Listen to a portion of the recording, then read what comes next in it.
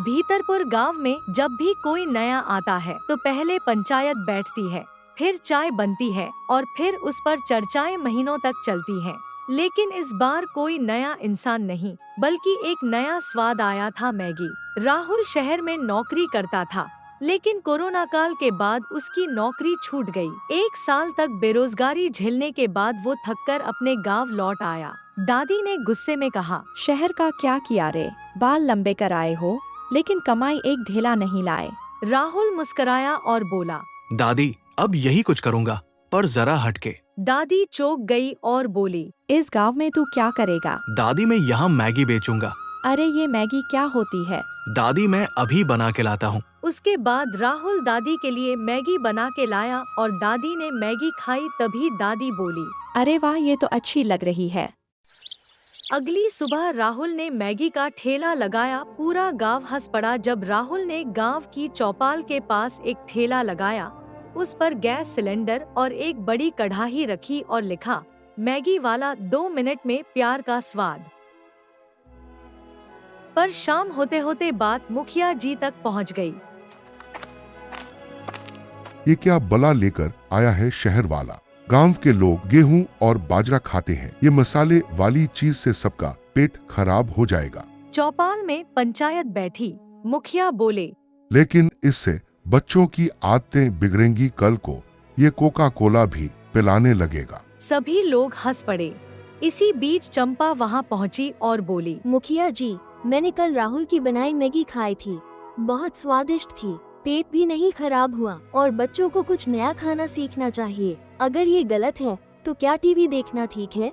मुखिया कुछ नहीं बोले। भीड़ में कुछ लोग चुपचाप मुस्कुराए। राहुल को अगले दिन दुकान बंद करनी पड़ी, लेकिन हिम्मत नहीं हारी। चंपा ने राहुल से कहा, अगर तुम्हें मदद चाहिए तो मैं तुम्हारे साथ ठेले पर बैठूंगी। तुम्हें गांव क्या कहेगा?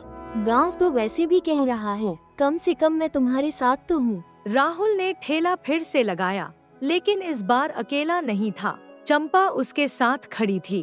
अब ठेले पर एक नया बोर्ड भी लटक रहा था, मैगी वाला, अब चंपा के हाथों का स्वाद। गांव के बच्चे तो पहले ही मुरीद हो चुके थे, अब कुछ नौजवान भी आने लगे। चंपा जब सबके सामने ठहाके लगाकर काम करती तो सबको लगता कि इसमें कोई बुराई नहीं।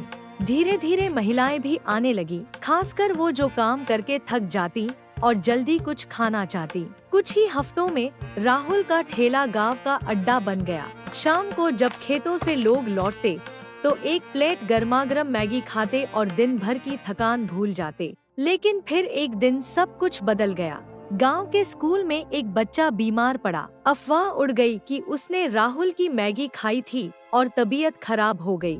मुखिया जी ने मौका ताड़ लिया। मैं तो पहले ही कह रहा था, ये बाहर की चीजें हमारे बच्चों को बिगाड़ देंगी। ये राहुल तो गांव को शहर बना रहा है। पंचायत दोबारा बैठी। राहुल को बुलाया गया। मुखिया ने पूछा, क्या तुमने खराब सामान का इस्तेमाल किया?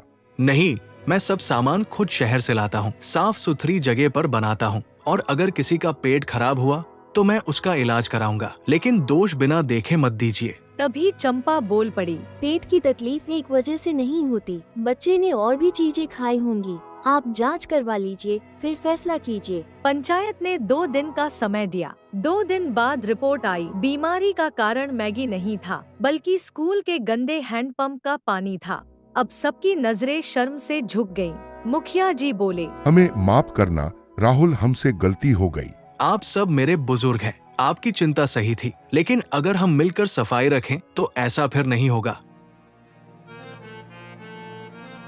हमारे समय में तो ऐसा स्वाद ही नहीं था। तुम्हारी वजह से इतनी स्वादिष्ट मैगी खानी मिली।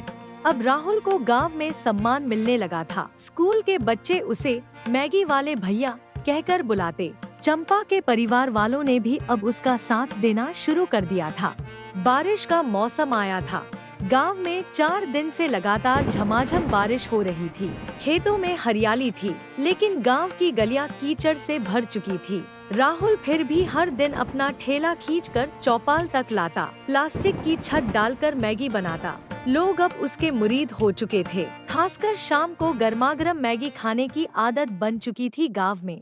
लेकिन एक रात तेज आंधी और तूफान आया। रात को राहुल को दादी ने उठाकर कहा, तेरा ठेला बह गया रे, बिजली के खंभे के पास गिरा पड़ा है। राहुल दौड़ कर गया। ठेला उलट चुका था, गैस सिलेंडर बह चुका था, बोर्ड टूट गया था। उस ठेले के साथ उसका सपना भी गिर पड़ा था। अगली सुबह चंपा आई तो देखा राहुल बैठा है चुपचाप। कुछ नहीं बचा लगता है, अब फिर शहर लौट जाता हूँ। तुम इतने कमजोर हो, 4 दिन की मेहनत में तुम हीरो बने और अब एक तूफान में हार गए। अब सब कैसे होगा? मेरे पास पैसे भी नहीं बचे। चंपा की आंखें भर आईं। वो चुपचाप वहाँ से चली गई। दोपहर तक गांव में अफवाह फैल गई कि राहुल लौटने वाला है। उसी शाम एक चमत्कार हुआ। राहुल के दरवाजे पर आवाज आई, मैगी वाले भैया। बाहर देखा तो स्कूल के बच्चे खड़े थे। सबके हाथ में कुछ न कुछ सामान था। एक ने खाली गैस सिलेंडर दिया, दूसरे ने अपनी मम्मी का तवा। पीछे से दादी बोली, काम कभी छोटा नहीं होता, तू फिर से शुरू कर बेटा। अगले दिन पूरा गांव चौंक गया। राहुल फिर से ठेला लेकर खड़ा था। इस बार नया बोर्ड, नया रंग और नया जोश। मुखिया जी आकर बोले, अब ये सिर्फ ठेला नहीं, हमारे गांव की पहचान है।